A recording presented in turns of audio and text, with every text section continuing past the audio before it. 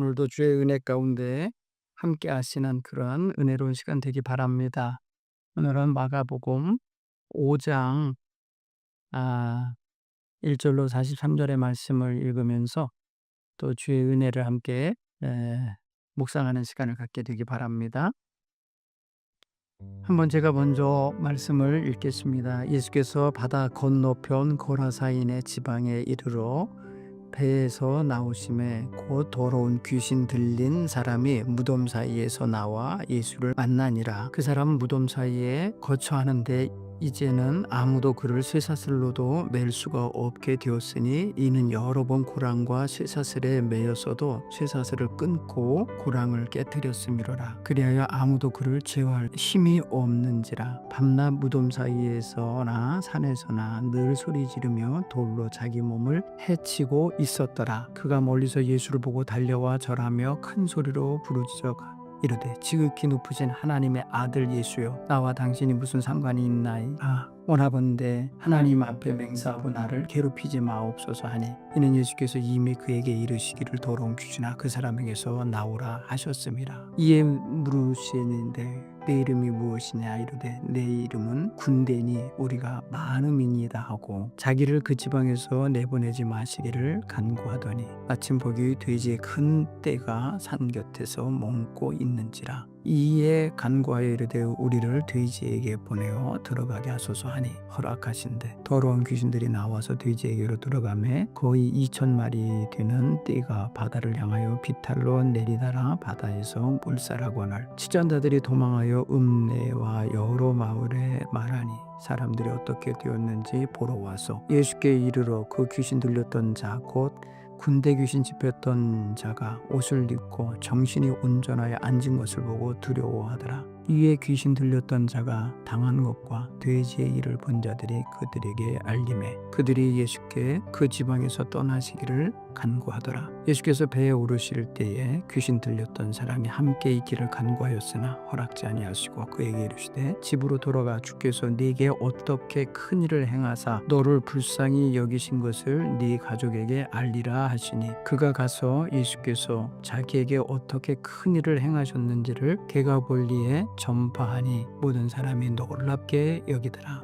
예수께서 배를 타고 다시 맞은편으로 건너가시니 큰 무리가 그에게로 모이거늘 이에 바닷가에 계시더니 해당장 중에 하나인 야이로라 하는 이가 와서 예수를 보고 발 아래 엎드려 간곡히 구하여 이르되 내 어린 딸이 죽게 되었사오니 오셔서 그 위에 손을 얹으사 그로 구원을 받아 살게 하옵소서 하거늘 이에 그와 함께 가실새 큰 무리가 따라가며 애워싸 밀더라. 12해를 혈루증으로 알아온 한 여자가 있어 많은 의사에게 많은 괴로움을 받았고 가진 것도 다 합의하였으되 아무 효험이 없고 도리어 더 중하여지던 차에 예수의 소문을 듣고 무리 가운데 끼어 뒤로 와서 그의 옷에 손을 대니 이는 내가 그의 옷에만 손을 대어도 구원을 받으리라 생각함이로라. 이에 그 혈루 근원이 곧 마르니 병이 나은 줄을 몸에 깨닫느니라. 예수께서 그 능력이 자기에게서 나간 줄을 곧 스스로 아시고 무리 가운데서 돌이켜 말씀하시되 누가 내 옷에 손을 대었느냐 하시니 제자들이 여짜오되 무리가 애워싸 미는 것을 보시며 누가 내게 손을 대었느냐 물으시리까 하되 예수께서 이 일을 행한 여자를 보려고 둘러보시니 여자가 자기에게 이루어진 일을 알고 두려워 떨며 와서 그 앞에 엎드려 모든 사실을 여쭈니 예수께서 이르시되 딸아 내 믿음이 너를 구원하였으니 평안히 가라. 내 병에서 놓여 건강할지어다. 아직 예수께서 말씀하실 때 회당장의 집에서 사람이 와서 회당장에게 이르되 당신의 딸이 죽었나이다. 어째 선생을 더욱 괴롭게 하나이까? 예수께서 그 하는 말을 곁에서 들으시고 회당장에 이르시되 두려워하지 말고 믿기만 하라 하시고 베드로 야고보와 야고보의 형제 요한 외에 아무도 따라옴을 허락지 아니하시고 회당장의 집에 함께 가사 떠드는 것과 사람들이 울며 심히 통곡함을 보시고 들어가서 그들에게 이르시되 너희가 어찌하여 떠들며 우느냐? 이 아이가 죽은 것이 아니라 잔다 하시니 그들이 비웃더라. 예수께서 그들을 다 보내신 후에 아이의 부모와 또 자기와 함께 한 자들을 데리고 아이 있는 곳에 들어가사 그 아이의 손을 잡고 이르시되 달리다콘 하시니 번역하면 곧 내가 네게 말하노니 소녀야 일어나라 하십니다. 소녀가 곧 일어나서 걸으니 나이가 12살이라. 사람들이 곧 크게 놀라거늘 예수께서 이 일을 아무도 알지 못하게 하라. 그들을 많이 경계하시고 이 소녀에게 먹을 것을 주라 하시니라. 아멘. 거라사인의 지방에 가셨단 이야기가 나오는데요. 오늘 성경은 그러니까 바다 건너편이라고 표현했으니까 갈릴리를 기준으로 해서 갈릴리에서 건너편이면 뭐 정방향으로 건너편인지 사선으로 건너편인지 모르겠지만 오늘 거라사인이라는 지역이 나온 거 보면 여기는 이방 땅이 맞아요. 지금의 요르단 속하는 땅일 거예요. 그런데 거기에 배에서 나오니까 더러운 귀신 들린 사람이 무덤 사이에서 막 그냥 사람들을 위협하면서 살고 있었어요. 근데 이 사람들은 사실 그 사람을 여러 번 고랑과 쇠사슬에 묶어서 제어하려고 했었는데 아무도 그를 제어할 수 없어서 그의 쇠사슬을 끊고 나와서 이러고 그냥 험하게 살고 있는 것을 누구도 자제시킬 수가 없었어요. 그는 밤낮 무덤 사이에서나 산에서 소리 지르면서 돌로 자기 몸을 막 이렇게 뭐 상처 입게 내면서 지냈던 거예요. 제정신이 아닌 게 맞아요. 근데 예수님께서 이미 그를 보자마자 그에게 명하셨다는 거야. 응? 그에게서 나와라. 그렇게 명하셨다는 거예요. 더러운 귀신아, 그에게서 나와라. 그 소리를 알아들은 귀신이 막 예수님을 보고 달려와서 큰 소리로 부르짖어 지극히 높으신 하나님의 아들이시오. 지극히 높으신 하나님의 아들 예수요. 나와 무슨 상관이 있기에 나를 괴롭게 하십니까? 하나님 앞에서 맹세하시고 나를 괴롭게 하지 마옵소서. 막 이러면서 이미 예수님과는 영적인 대화를 하셨던 거예요. 하고 계신 거예요, 지금. 제자들은 모르죠. 웬 사람이 뛰어와 갖고 그 앞에서 이러니까. 그런데 귀신 들린 자예요. 예수께서는 그를 인격체처럼 대해 주시는 걸 볼 수 있어요. 9절에 보니까 물으시되 내 이름이 뭐냐라고 물어요. 내 이름이 뭐냐. 이 귀신에게 하시는 소리겠죠? 왜냐하면 귀신 들린 사람이 이 사람이 입을 빌어서 말하고 있는 거예요. 나를 괴롭게 하지 말아 달라고 하는데 이 괴롭게 한다고 하는 이 표현은 걔에 이미 명령을 내리셨기 때문에 나오라고 명령을 했기 때문에 하는 소리일 거예요. 근데 오늘 보니까 이 사람이 뭐예요? 레기온이란 군대라고 표현해서 레기온 이건요. 로마 군대의 어떤 여단 규모라고 그래요. 여단 규모. 수천 명으로 구성된 군대예요. 군대. 그냥 내 이름은 군대입니다. 레기온이라고 표현했는데 이야, 이 엄청 많은 사람들인 거예요. 그래서 표현한 게 군대입니다. 우리가 많기 때문입니다. 이렇게 대답을 해줘요. 예수님이 이미 나가라고 명령하신 이 명령은 엄위하신 명령이고 확정된 명령이고 이미 떨어진 명령이기 때문에 귀신은 들어야만 해요. 이걸 안 들으면은 소멸당하니까. 그런데 그가 타협으로 내는 말이 10절에 자기를 그 지방에서 내보내지 말아 달라고 또 간 거예요. 자기를 괴롭게 하지 말라고 처음에 그랬죠. 그런데 이 7절에는 그런데 10절에 오면은 나를 이 지방, 그 지방에서 내보내지 말아라. 그 지방 자기의 바운다리예요. 자기의 놀이터 같은 곳이에요. 자기가 맘대로 하던 곳이야. 그러니까 거기 안 떠나고 싶었던 것 같아요. 그때 마침 거기 돼지 큰 떼가 산 곁에서 목욕 활동을 하고 있었는데 이때 돼지를 보고 "우리를 저 돼지에 보내어 들어가게 하소서." 이렇게 표현해요. 여러분 거기 보세요. 이 단어가 이 귀신이 대답하는 대답을 보세요. 예수님께서는요. 9 절에 이게 "내 이름이 뭐냐?"라고 물어봤는데 이건 2 인칭 단수로 물어봤어요. 2 인칭 단수로 "내 이름이 뭐냐?" 이렇게 표현했는데 그가 이 표현하기엔 "내 이름은" 하면서 "군대니" 하면서 그다음 서술이 뭐예요? "우리가" 많으면 1 인칭 복수로 대답을 해. 귀신의 대답이죠. 한 사람에게 물었는데 여러 사람이 대답하는 것처럼 우리가 많기 때문입니다. 그래서 보면 12 절에 "우리를 돼지에게 보내어 들어가게 하소서." 이거 1 인칭 복수죠. 우리를 거기 들어가게. 여러분 이게 지금 귀신 들린 사람 그 개인 한 사람이 하는 소리가 아니라는 걸 들어야 돼요. 그죠? 그랬을 때 예수님이 13 절에 더러운 귀신들이 나와서 그리로 들어가도록 허락을 하시는데 2천 마리 되는 돼지떼에게 들어갔고 들어간 돼지떼는 그대로 비탈길로 내달아서 바다로 향해 들어가 몰살했다. 죽었다는 거예요. 그러면 물속에 들어가서 죽을 때에 이 귀신들도 같이 소멸된 거죠. 여기 보면은 돼지 속에 들어간 귀신들이 돼지와 함께 몰살될 때에 더 이상 이 뭐랄까요? 귀신들이 어 그 주변에 있는 다른 사람에게 들어갔거나 다른 사람들을 괴롭게 하지 않고 있다는 걸 우리가 알 수가 있어요. 그쵸? 자, 이런 상황이 벌어지자 아무도 손 못 대고 아무도 만류하거나 세우지 못했던 그 귀신 들린 자가 아니 정상적으로 옷을 입고 정신이 온전하여서 예수님과 함께 앉아 있는 것을 보고 두려워했다. 여러분, 이제 사람의 두려움이라는 것은 실제로 이렇게 귀신 들린 자가 마구 해칠 때도 두렵죠. 귀신 들린 자가 그냥 악을 행하거나 사람들을 해할 때 두렵잖아요. 그런데 놀랍게도 정상이 된 사람 보고도 두려워해요. 그러니까 그거는요.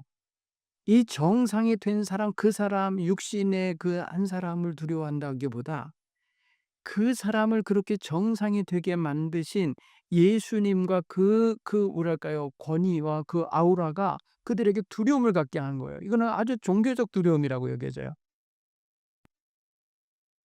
그죠? 귀신 들렸던 자가 온전해지는 상황. 여러분, 이걸로 보면은 돼지에 비유할 수 없죠, 이 사람을. 한 인격과 영혼을 가진 사람을. 그런데 그 되어진 일들을 인제 그걸 본 사람들이 찾아온 동네 사람들, 읍내 여러 마을에서 사람들이 몰려왔는데 그들에게 들려줬더니 그들이 예수님으로 하여금 그 지방에서 떠나시기를 간구했다. 가만히 보세요. 예수님이 지금요 그 마을에 들어가지도 못했어요. 지금요 무덤가에서 일이 벌어진 일이에요. 사실 그곳에 전도하러 오신 거였거든요. 그런데 지금요 이 귀신 들린 사람을 고쳐 주시고 이 귀신 들린 사람을 그곳에 전도자로 남겨 놓고 예수님은 떠나셔요. 실제로 이 귀신 들렸다가 회복된 사람은 자기에게 행한 일 이루어진 그 놀라운 일을 그 데가볼리 지역 전체에 돌아다니면서 모든 사람에게 알게 했다는 거예요. 전도한 거죠.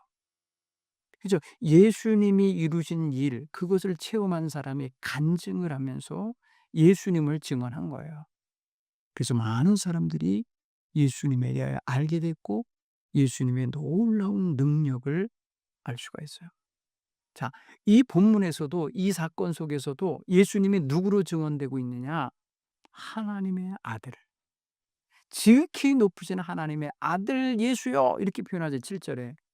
귀신 들린 자가 귀신은 알아본 거예요. 예수님이 누군지. 저 지금 바다 건너편에서 온 유대인의 한 사람이 아닌 거예요. 예수님이 어떤 분인지를 아는 거예요. 자기들을 명령하여서 자신들의 운명을 주관하실 분, 지극히 높으신 하나님의 아들인 걸 알았던 거예요. 그래서 누가 가르쳐 준 게 아니잖아요. 예수님 처음 오신 것인데 이 땅에. 그런데 그가 알아요. 지극히 높으신 하나님의 아들 예수라는 걸 알고 외치면서 그 앞에 엎드려서 말하는 거예요. 그러면 마가복음의 외침이에요. 마가복음에서는 계속해서 예수님을 하나님의 아들, 지극히 높으신 하나님의 아들로서 선포하고 있다라는 걸 이렇게 매 장에서마다 우리가 확인할 수가 있죠. 더 나아가서 지금 귀신을 내쫓고 사람을 온전케 한 사건도 되지만 그다음 사건은 뭐예요? 인간의 한계로 인해서 전혀 고침받고 있지 못하던 한 혈루증 12년 동안 희망을 잃고 절망 속에 살고 괴로움을 당하며 살고 있었던 여자. 이름도 없어요, 이 여인은요. 얼마나 지금 슬픈 여자입니까? 이 여인이 '아, 내가 예수님의 옷자락이라도 만지면 내가 구원을 받을 수 있을까?' 생각을 한 거죠. 예. 예수의 소문을 들었기 때문에. 여러분, 예수님이 소문만 들려도 그것이 마음에 들어가기만 해도 예수에 대한 소식을 전에만 듣기만 해도 역사는 시작되는 거예요. 그래서 우리가 때를 얻든지 못 얻든지 여러분 가서 누군가에게 예수 이야기 해 줘야 되는 이유가 그런 거예요. 오늘 성경은 누가 전해 줬다는 이야기는 없어요. 그죠? 오늘 27 절에 보면은 많은 의사에게 괴로움 당하고 많은 괴로움 당하고 가진 것도 다 허비했고 효용은 없고 도리어 병은 더 중해진 여인. 26절에 이 여인에게 들려진 소문, 예수 소문. 여러분, 예수 소문은 그가 가지고 있는 걸 모든 걸 다 허비하면서 내놨던 그 재물, 그 많은 돈, 그거 들어가는 일이 아니에요. 예수 소문 듣는 거라. 누군가가 한 소리를 들은 거예요. 그래서 이 여인은 예수의 소문을 듣고 행동에 옮기는 거예요. 그래, 나 같은 불쌍한 여자도 예수님의 옷자락만 만져도 치유가 일어나리라 생각했다는 거예요. 오늘 성경 보니까. 소문을 듣고 생각한 거예요. 그리고 행동한 거예요. 그랬더니 어떤 일이 벌어졌어요? 그녀의 혈루의 근원이 말랐다. 일종의 이것이 뭐라고도 해나자들마다 다르게 표현해요. 무슨 뭐 혈루증이라 해서 하혈하는 여자다. 성병에 걸린 여자다. 뭐 자궁암에 걸린 여자다. 이런 표현들 써요. 근데 뭐가 됐든지 이 여인은 지금 몸 안에서부터 몸 바깥으로 몸속에 있는 그런 유출이 이루어지는 거예요. 유출, 그건 뭐예요? 피가 흘러나오는 걸 말해요. 고통스럽겠죠, 여자 입장에서는. 그런데 이 모든 것이 깨끗이 치유함을 받는 사건이 벌어졌을 때 예수님은 "누가 내 옷을 만졌느냐? 손댔냐?" 이렇게 물어보시니까 제자들이 황당하다는 듯이 "아니 뭐 예수님, 이렇게 많은 사람이 에워싸고 미는데 누가 내 옷에 손댔냐고 물으시면 어떡하냐."고 되묻는 장면에 나오는데, 예수님이 느끼신 건 그냥 여느 미는 게 아니라는 거예요. 누군가가 의도를 갖고 목적을 갖고 믿음을 갖고 만졌다는 걸 아신 거예요. 그래서 그 사람을 확인하고 싶은 거예요. 그래서 32 절에 보니까 예수께서 이 일을 행한 여자를 보려고 둘러보시니, 여자가 자기에게 이루어진 일을 알고 두려워하며 떨며 그 앞에 엎드려 모든 사실을 여쭈었다. 여러분, 모든 사실을 여쭙다라는 것은 바로 아마 앞에서 설명한 12개의 혈루증을 앓았던 여자입니다. 많은 의사를 만났지만 아무 효용없었고요. 괴로움만 당했습니다. 가진 거 다 허비했고요. 이제 가진 것도 없는 사람입니다. 뭐 이런 식의 이야기를 다 했겠죠. 이거를 여러분 마가는 그대로 기록을 해 놓은 거예요. 이 여인이 여쭈면서 얘기한 것을 다, 모든 사실을 알았다니까요. 예수님은 이 여인에게 그래요. "내 믿음이 너를 구원했다. 따라 평안히 가라. 내가 병에서 놓여 건강할지어다." 이렇게 건강을 선언해 주시고 평안을 선언해 주시고 있어요. 참 놀라운 거예요. 여기에 바로 뭐가 있어요? 예수님의 하나님 아들로서의 권위, 생명을 회복시키시고 병을 치유하시고, 그리고 그 여인에게 구원을 선포하시고 평안을 선포하시는 이 모든 행위, 모든 것들의 능력이 바로 뭐예요? 하나님의 아들로서 행하시는 거예요. 오늘 이 일은요, 사실은 이 여인을 만나러 나가서 이루어진 일이 아니라 회당장 야이로의 집에 야이로의 딸이 죽어간다는 소리를 듣고 그의 집으로 가던 길에 일어난 일이라는 거죠. 여러분, 당시에 사회 지도자 중에 한 사람이 회당장인데 회당장 이름도 여기는 밝혀요. 야이로라고. 근데 그의 어린 딸이 무슨 일로 인하여 죽어가는지 원인은 알 수 없지만 빨리 오셔서 그의 머리에 손을 얹어서 그 위에 손 얹어서 구원해 주십시오. 안수기도 해 달라고 한 거겠어요. 어느 식으로 표현하면. 그래 가고선 예수님이 따라가고 있던 중이었던 거예요. 많은 사람이 에워싸고 동행하고 있었던 거죠.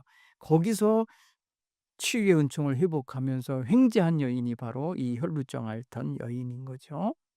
어쨌든 이 여인은 지금 전능하신 하나님의 아들 예수님의 권능을 힘입은 여인이 된 거예요. 돈으로도 안 돼요. 의사의 의술로도 안 돼요. 모든 것은 다 인간적인 희망이 사라진 자리에서 예수 소문이 희망이 되었고 예수에게 와서 문제가 해결받았으니까 이 여인은 평생, 남은 여생 평생 예수님 증언하며 살 수밖에 없을 거예요. 그렇죠? 예수님 때문에 새 인생을 얻었으니까요. 가난해도 괜찮아요. 그 이후로는 이제 자기가 건강 회복한 것만 해도 가정 회복하고 살 수 있고요. 인간관계 회복하고 살 수 있고요. 자기 사회생활 할 수 있었을 거예요. 너무너무 귀한 여인으로 변화되게 된 거죠. 자, 그렇게 그 여인과 얘기할 때에 회당장 집에서 사람들이 달려와서 야이로에게 말했습니다. "당신의 딸이 죽었습니다. 뭐 선생님 더 괴롭히지 마시고 안 오셔도 되겠습니다." 뭐 이런 쪽으로 얘기했겠죠. 그때 예수께서 그 말을 곁에서 들으시고 야이로에게 따로 말합니다. 두려워하지 말고 너는 믿기만 해라. 그리고 베드로와 야고보와 요한만을 데리고 아무도 따라오지 말라 하시고 가셨어요. 그 집으로 갔더니 막 거기는 야단 났어요. 사람들이 막 애가 갑자기 죽었으니까 떠들고 울고 막 통곡하는 일이 벌어지고 있을 때 예수님이 "너희가 어찌하여 떠들며 우느냐? 이 아이는 죽은 게 아니라 자고 있는 거다." 이렇게 얘기를 하시니까 사람들이 비웃었다는 거예요, 40절에. 무슨 헛소리냐고, 죽은 걸 우리가 아는데 봤는데 지금 죽어 있는데 숨도 안 쉬는데.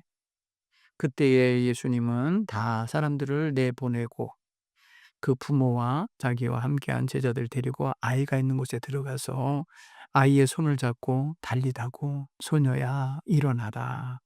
소녀야 일어나라." 하시며 그를 일으켜 앉히셨을 때 그가 일어나서 걷게 됐다. 12살쯤 되는 아이였다. 사람들이 보고 크게 놀랐다. 죽었다고 통곡하고 울던 사람들이 깜짝 놀랐겠죠. '아, 이 아이가 정말 살아 있었구나.' 하고.